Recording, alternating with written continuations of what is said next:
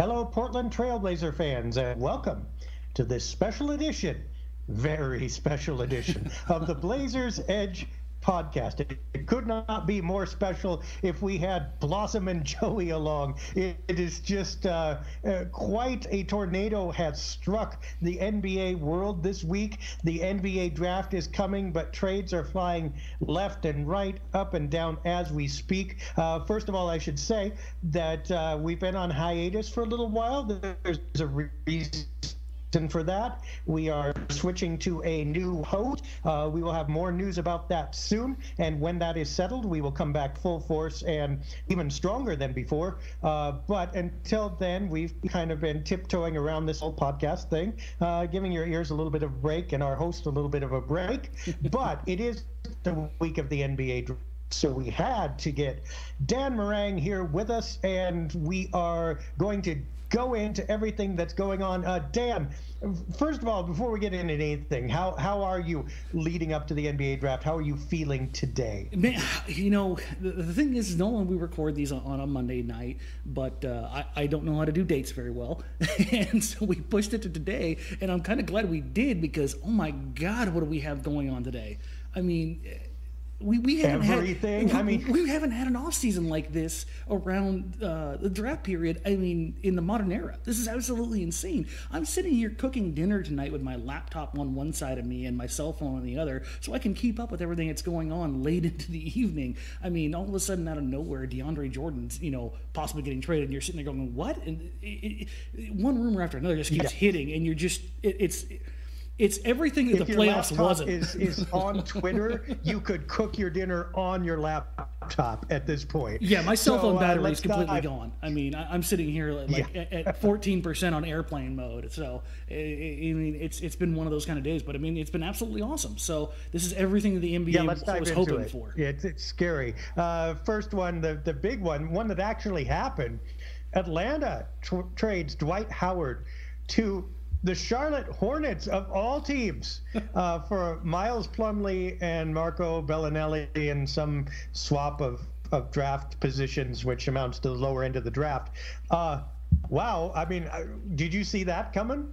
I mean, moving Dwight, sure. I mean, Atlanta's kind of made no qualms about, having a complete fire sale. But, I mean, they gave up basically pennies on the dollar, but at the same time, it's a salary dump where they really don't have to take anything back that they didn't want. And the pick swap, I think it's 31 for 41. So we're not talking about a grand pick swap here. I mean, if you're going to bottom out, that's how you bottom out right there, folks. So it's crazy to, So you're telling us that maybe signing a guy for $70 million might not be in 2016 might not be the smartest move, that they're bailing out of that one? Yeah, I mean, that whole team. I mean, Korver's gone, Joe Johnson's gone from a few years ago. They moved on from Teague. I mean, everybody from that team that was a core playoff team, 50-win team for what felt like a decade is basically gone now. I mean, the lone holdover now is Paul Millsap, and the rumors are percolating that, basically he can be had in any kind of sign and trade deal. So, yeah, it's kind of crazy to take a look at everything that's kind of happening with the Hawks, particularly with Dwight Howard going to the Hornets of all teams. I mean, that's not a team that I would have associated with, wanting a Dwight Howard type. But, hey, I mean, if it makes them more competitive, great. If not, the East is still a dumpster fire. The Hornets are a little bit weird. They kind of just take component parts and stick them together. Not sure if they have enough three-point shooting to make that work. But we'll see. I think a couple of things that shows, number one, the respect for at the rim play and general rebounding, I think, has never been lower. I think GMs and coaches are figuring that almost anybody is going to get those rebounds. Somebody's going to score at the rim if it's available, and if it's not available, nobody's going to score at the rim. You're not going to slow down your offense to feed those guys. So 12.7 rebounds per game doesn't matter the way it used to. The other thing it's showing is that we're starting to get a real polarization. I think the Warriors might have scared people now. There's Golden State at one end of the spectrum, and then there's what Philadelphia has done at the other end of the spectrum. And it seems like people are abandoning the middle class a little bit. Charlotte would be the exception. They're going to live there. But, I wonder if you'll see some more of these fire sales and some more of these process-type decisions because people feel that they just can't beat Golden State. I mean, this is really what people were talking about 6-7 years ago when the idea of tanking as a philosophy, an executable strategy, what kind of effect it could legitimately have on the NBA. And I think we're actually seeing it. It's particularly with what the Warriors did in bringing in Durant. When you've got a legitimate superpower, a super team that is almost unbeatable. I mean, they are unbeatable for all intents and purposes. But do you want to be stuck in that purgatory of the middle? And this is something that we've discussed plenty over the last 2 years.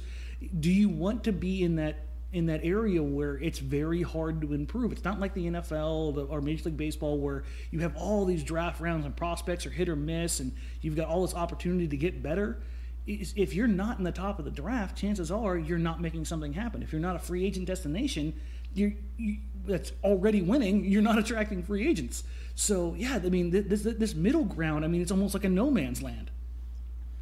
Well, teams have to be careful, though, because one injury or one left turn and the super team is no longer the super team. They'll be a good team, no doubt, because I think they're going to try to keep as many of their great players as they can, obviously. But what happens if Klay Thompson leaves that team? What happens if there's an injury, again, to Steph Curry? Are they great? They're good. But if you start reacting to that as if it's going to be an eternity, you got to remember 4 or 5 years is kind of like an eternity in this league. Now, obviously, if you're going to fire sale right now and try to get super high picks because you figure it'll take 5 years for them to develop, I mean, good on you. But if you're planning for the future, like 3 years, you're going to start your rebuild because you're going to duck the Warriors between now and then, you may find that the middle ground is a lot closer to the top 3 years from now than it is right now. It's a dangerous strategy, I think. Anyway, let's talk about the thing now that has got Blazer fans buzzing for the last couple days. We had talked about it long before this, as we have with most of these topics, but it's come up again because Paul George has told the Pacers that his tenure there will not outlive his current contract, and he can opt out of that contract next summer. So the Pacers are reportedly looking to deal him. He wants to become a part of the Lakers. God knows why. I mean, it's his hometown, sure, whatever, but still, ew. But in any case, Blazer fans are now going, well, 1 year rental, worth it, not worth it? What would you have to trade to get him, et cetera, et cetera? What are your thoughts on this whole thing? I mean, anybody who's listened to this podcast in the past 18 months, it's no secret that Paul George has been kind of like, the Excalibur for me. Like, pairing him with Damian Lillard is like the perfect match in my mind. So the fact that these rumors are coming, I was hoping that this would happen a year ago. That Paul George would be available for Portland if Indiana blew things up. Now, if you look at this team as constructed, it has a Paul George-sized hole in its roster. And if you're looking at what the deals are being discussed that are out there, the Lakers are talking about Jordan Clarkson, 27 and 28. I mean, a package deal of Allen Crabbe, 20 and 26 seems like a better deal to me, right? Well, one would think. I mean, we have a couple of ESPN commentators, Zach Lowe and Kevin Arnovitz, of course, who said on their podcast that Portland could probably, underline probably, because I don't think they'd want to die on this hill, but still they said it, probably make the best deal to Indiana that anyone would make. Yeah, I mean, that to me is the deal. I mean, if the going rate right now is Clarkson and 27-28, Crabbe 20-26. I mean, just on paper, Crabbe, Clarkson, I mean, they're both, making higher than what is expected of them salary-wise. And if you look at the picks themselves, Portland's got the better picks. Fit-wise, I think, here's the whole idea is that, there's two things going on here. One, fit-wise, he could come in, Paul George that is, could come into Portland paired with Dame. Here's the crazy thing. you would get to keep Dame, CJ, and Nurk and add Paul George. There was never a scenario where we devised that Paul George would get to come into those guys staying on board. That was a pipe dream. Now that could be a reality. Now, is it a one-year rental or is it not? I don't know. If you add him to those three guys, and let's say that they make it to the second round or, heck, even the Western Conference Finals, I mean, that's a incredibly potent team. I mean, adding a player of Paul George's caliber, a no-doubt top 15, maybe top 10 player in the league to your roster, with those three guys, a full season of Nurkic, Dame and CJ in their prime, that's scary. And I think you have to take the risk here because you're not going anywhere anyways with the roster is currently constructed. Well, I can give you a couple things. First of all, Paul George would fit for a couple of huge reasons. He can defend and he can play without the ball. And those are rare animals right now. I mean, a lot of Blazers can play without the ball, but they don't have any offense. They don't want the ball. He's one of the best catch and shoot players in the league. I mean, he shot 44% on catch and shoot threes. That's a bonkers number. Now, as far as the attractiveness to Indiana, Crabbe, I could see there kind of, but the big question is, if the Pacers lose Paul George, are they too in rebuilding mode? And if they are, can they use their cap space down the road in a better fashion than paying it to Allen Crabbe? Now, obviously, they won't want to dump all their salaries, but is Crabbe one of those foundational 3 or 4 players that they'd want to keep, and then they need to have flexibility on the top? I'm not sure at that price tag that I'd want to tie that up in Crabbe, but maybe they will. As far as the 1 year rent. Well, I mean, they'd have the same situation with Jordan Clarkson. Jordan Clarkson's deal isn't that much. It's just a year shorter than Crabbe's.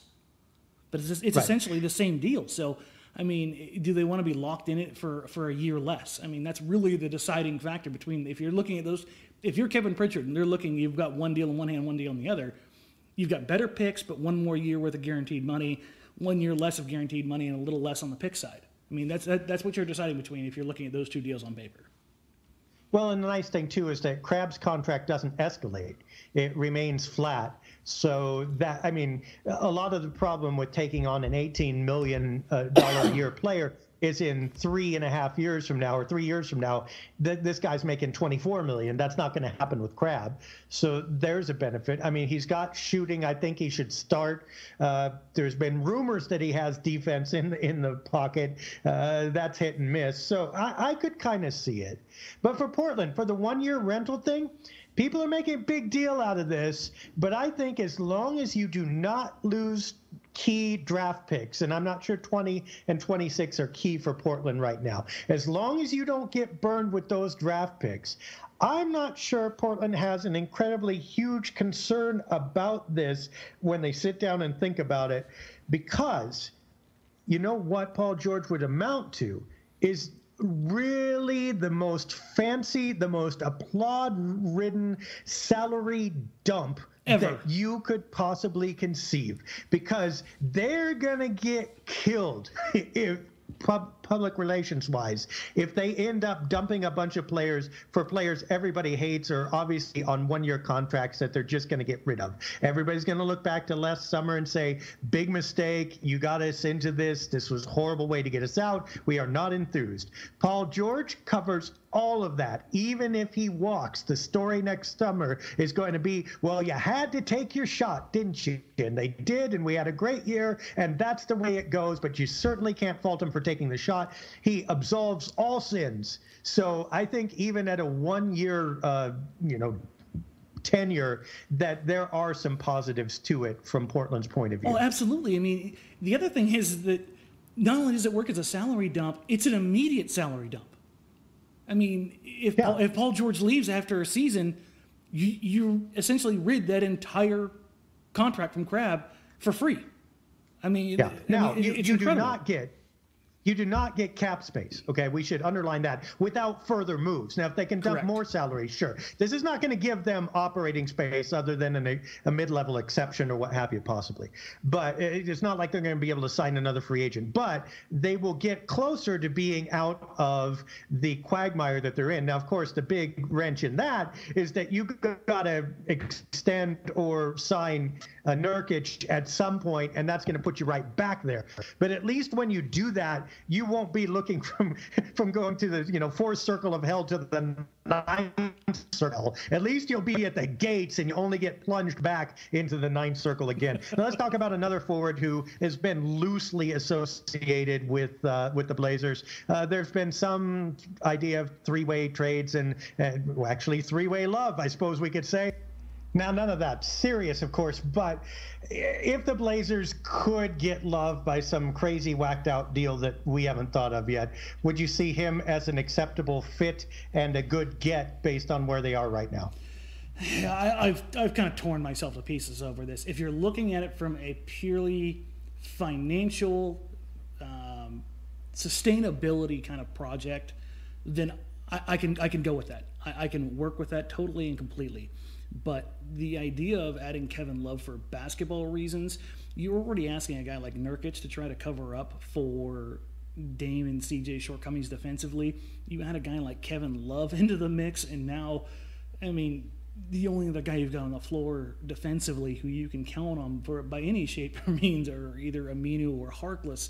So for me, I can't get behind it on the basketball reasons, but if you're trying to form an asset collection kind of idea, I can get behind that. At this point, what do you got to lose? I mean, I would go for that too. At least you get a fourth starter power forward. You probably don't lose both of your small forwards, assuming that Aminu could switch back there. And I'm good. I'm better with that team than I am with the one they have right now. Let's talk about, in general, some of the other things that have gone on or rumored to be going on. Brook Lopez got traded to the Lakers for D'Angelo Russell and Timofey Mozgov. What do you make of that? I'm kind of speechless because if you listen to the Lakers fans, Lakers stands, whatever you want to call them, D'Angelo Russell was like the second coming, and to see him traded for basically a salary dump kind of situation, basically as the filler piece necessary to move Mozgov's contract for a year rental of Brook Lopez. Now he's the second going. Yeah, I mean, really, it's crazy. From Brooklyn's perspective, you get younger. You don't have picks. So, yeah, great job because they can eat a contract like Mozgov, and now you've got a young asset, which you don't have a ton of, that was a high lottery pick in D'Angelo Russell. I mean, if he works out for him, great. If not, I mean, it's another rookie deal that they get to kind of push on forward with and continue rebuilding. Yeah, both of those teams are a mess right now. I don't know what they're doing. I doubt it'll work out for either of them until Paul George arrives in a Lakers uniform. But, of course, Lopez, who knows if he's going to still be there. Rumors. DeAndre Jordan, shocking one, also pretty tenuous. Jimmy Butler, perhaps rumored to not want to re-sign with Chicago. Patrick Beverley supposedly wants out of Houston. That one's probably a bit more firm. Porzingis in the Knicks. I don't know what they're doing. He's the one guy who gives them any kind of PR rub there, and they're like, no, we cannot stand good publicity. We cannot stand it unless everyone in all the boroughs thinks we're freaking idiots. So let's trade away Porzingis for somebody. Do any of those even remotely interest you, or any connection to the Blazers at all in any of that? Well, I mean, let's start with the big one there, and that to me is Porzingis, KP. I mean, first of all, Phil Jackson will do anything and everything right now. I mean, I don't think there's anything that he won't be capable of pulling out of his hat. And I don't mean that necessarily any kind of good manner or good fashion. If Portland could get him without giving up Dame, I'd be all for it. I mean, CJ for KP that's a pretty stellar deal. I mean, the versatility you would add is pretty staggering. The DeAndre Jordan one is a bit surprising simply because he is kind of what he is, and he's kind of been the linchpin, the healthy one for long periods of time. Walt Griffin has been banged up, Chris Paul's been banged up, and to me it's a little bit interesting that he'd be the one that they would get rid of. So I mean that's a little crazy, but for Portland it makes no sense. They've got Nurkic. So I mean, but it's crazy to see these names kind of tossed out there, and then a guy like Patrick Beverley, who for the Rockets has kind of been their heart and soul as far as the lifeblood of the team as far as character and grittiness and toughness, and now all of a sudden he's all over Twitter like, "Nah, I'm out of here. I'm good. I got no problem with it." Yeah, Patrick Beverley would be an interesting add just for that defensive veteran presence. He's a little bit of a wild card, but Portland could probably use that. I don't think there's any chance they actually get him, and they can't afford it in any case. Jimmy Butler, no, he has to handle the ball too much, won't fit, and they won't trade CJ for him probably. Yeah, there's not enough air in the ball to go around between no, James and Jimmy not. Butler. It's just no way. Yeah, no. DeAndre Jordan, in a perfect world, what an offensive-defensive combo would Jordan and Nurkic make? That would be a very interesting situation. But, of course, again, can't trade for him, can't afford to absorb him, and there are not enough minutes. And this is why Nurkic was mad in Denver. Not that Nurk wouldn't start. He might. I don't know. It would depend on what you needed. But DeAndre Jordan, without having to play the fourth quarter in crunch time, is a really good DeAndre Jordan to have, but the Blazers can't get him. Question straight up. Porzingis for CJ. Let's say Phil Jackson says, yeah, I'll do that. Would you do that? The beginning of the day, it would have leaned towards no, but as I've kind of looked more into it and kind of compared some of the numbers and the growth that KP has shown, I'd say yeah. I mean, CJ to me is becoming harder to trade him, which is kind of ironic because I've always been the guy that Dame and CJ is not going to work together, but CJ has become arguably the best pure shooter in the entire NBA. I mean, it's you look at his numbers from all around the floor, and it's absolutely bonkers. But KP's 7'3". In his second year, he's averaging 18 and 8. Still not getting the ball in New York. It's still being run through Melo, and he's improving in every aspect. He gives you more rim protection. He's mobile enough on the perimeter to at least cause some issues defensively for opponents. And I mean, he's the unicorn. I mean, what else do you say to that? And I think as far as roster diversification and being flexible, adding a guy like a 7'3" center like that, I mean, it just bodes too well for them to say no. The general argument would be Porzingis is more special or higher in the hierarchy than McCollum is in the hierarchy of guards. It might be debatable, but I think I can see the argument there. You at least have to be tempted. But I think part of what this shows too, I mean, for years and years, as long as we've been talking about this, the Blazers have suffered from a lack of timing, and it's not necessarily their fault. Just stuff happens where they have the right move at the wrong time, or an open need that isn't filled when they have it, and then it's filled later. Now, they ended up getting Nurkic, which is great. It filled their center need. They're good to go for now, it appears. At the same time, last year, they were desperate for a center and couldn't find any.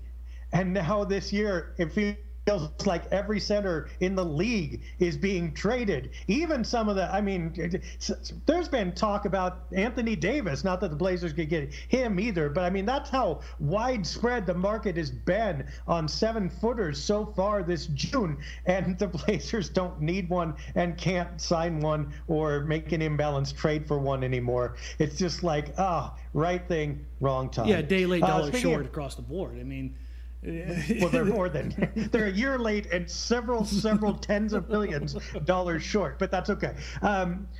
Part of the news, I guess you'd call it, we've been talking about this for a long time, but it became, I guess, a little more official or insider-ish when Jason Quick announced that the Blazers are probably looking to trade picks 20 and 26. Some of that might be the lack of quality talent down there in that range.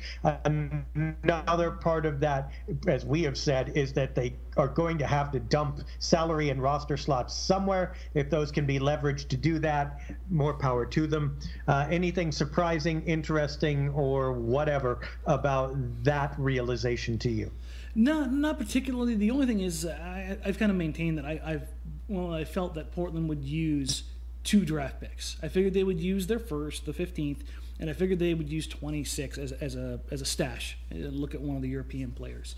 The 20 was always the one that I figured when they got that, they would use that to pair with somebody to move them out as far as some sort of salary consolidation or move along those lines.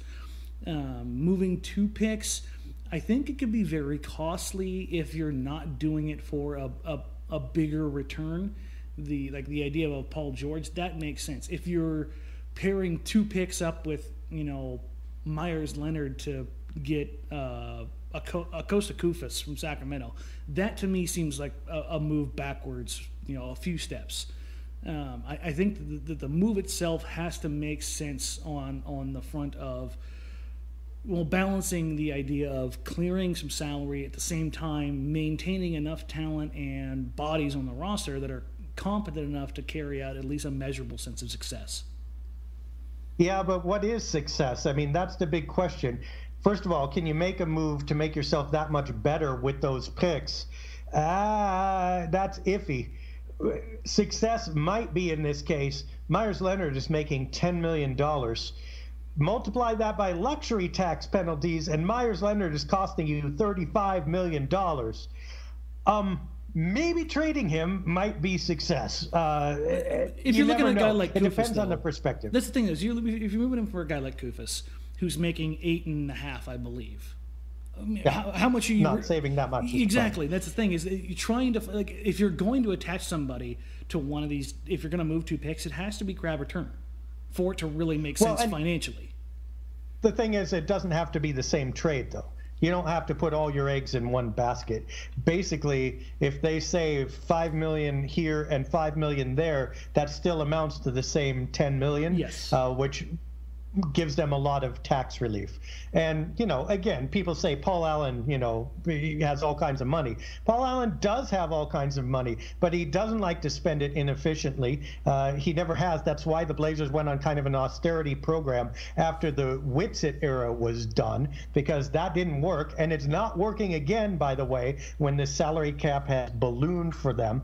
And also, Paul Allen has to play the long game a little bit if they're not going to win now. And hopefully he's playing the long game not just for himself, but for the franchise. You can't sell this thing if they're going in the red that badly. You can't turn this over responsibly to someone else without them blowing it apart entirely, or starting to look at, well, maybe we make more money if we're in Seattle. Maybe we make more money if we're in Las Vegas. Whatever. It's good for the health of the franchise to have a healthy franchise, and reducing that cap obligation is probably part of that package. Yeah, financial solvency is something it's often overlooked because of the amount of money that these owners possess. Everybody's like, oh, Paul Allen's willing to spend, and all these owners are willing to spend. No, they're not. It's shown over the history of all the tax implications that have been brought on since its advent in the CBA. The only teams that are willing to spend are championship contending teams. That's it. And the Knicks. Yeah, exactly. And that's because the amount of money that they bring in at MSG it overshadows every other team in the league. It's their TV deal. Mm-hmm. They have to have names every fall in order to get people to switch the channel to them. And whatever happens in the spring, you just sign another name or renew hope because you've got players who are coming back from injury or who used to average 25 a game, and you hope that this will be the year, and then everybody watches your TV station again. Exactly. So, and Portland doesn't have that. Yeah, they're not in that position to do that. So. And they don't have the kind of revenue stream to be able to pull something like that off. And I mean, again, it just falls back to just being, responsible as far as an owner for not only yourself, but the health of the franchise, the city, and the morale of everybody involved. Right. And, people might say, well, he has a yacht that's probably worth billions. Yeah, I don't know if it's worth Yeah, I guess it probably is. It's probably worth more than he's paying the team. But you actually get to sail on the yacht, and it floats.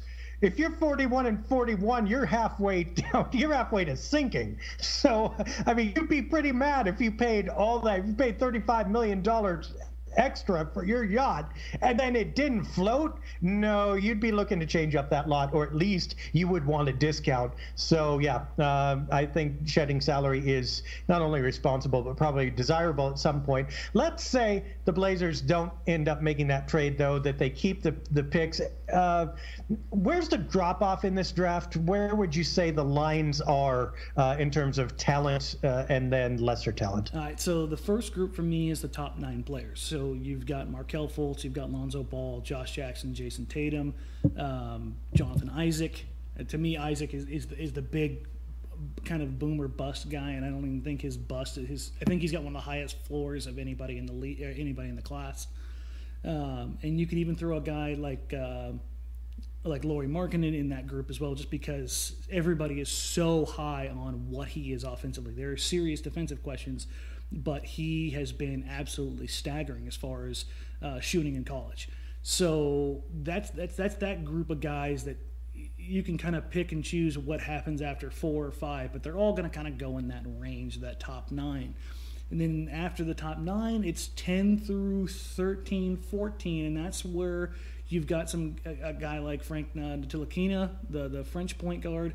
There's some other guys in there as well that could kind of bounce back and forth. Zach Collins, according to some people, he's moving up inside the top 10. According to the others, he's 15 or 16. But those are the guys that have a little bit tighter window in that area. And then at 14, 15, where Portland's picking, there's another drop-off, at least in my opinion, of what guys are going to be. And those are the guys that have a defined skill set, but their ceiling isn't that high and their floor is much lower. You got guys like Terrence Ferguson, 3-and-D, Justin Jackson, 3-and-D. You've got a guy like John Collins, who his workout showed him being extremely explosive, the ability to knock down corner threes as a stretch big. He's a little bit undersized, though, and defensive questions are definitely out there. So there's a lot to be had here, but once you're picking where Portland is picking, you're not necessarily picking guys that are going to be immediate contributors outside of their core skill sets, and you're not expecting a lot of them from day one. Well, and the problem would be that you're not in control, right? I mean, because if you're picking 15, you're at the mercy of 1 through 14 and whoever they leave you. But conversely, there seems to be a bit of chaos in this draft. There could be, maybe not a top 10 talent, but some of those guys in the tier just above the Blazers, one of them could drop.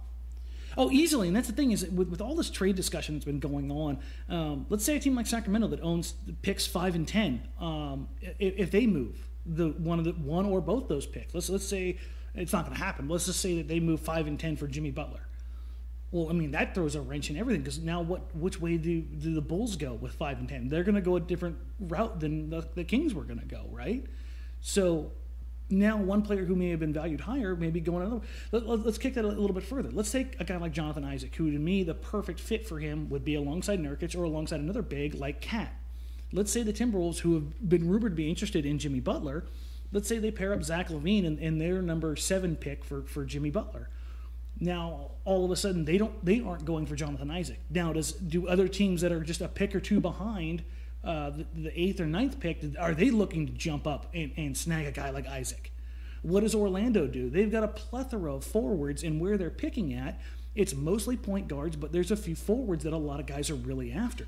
So as you start looking at the draft and as we get closer and closer to it, how many of these teams are going to be thirsty for these picks that are at 6, 7, 8, 9, 10?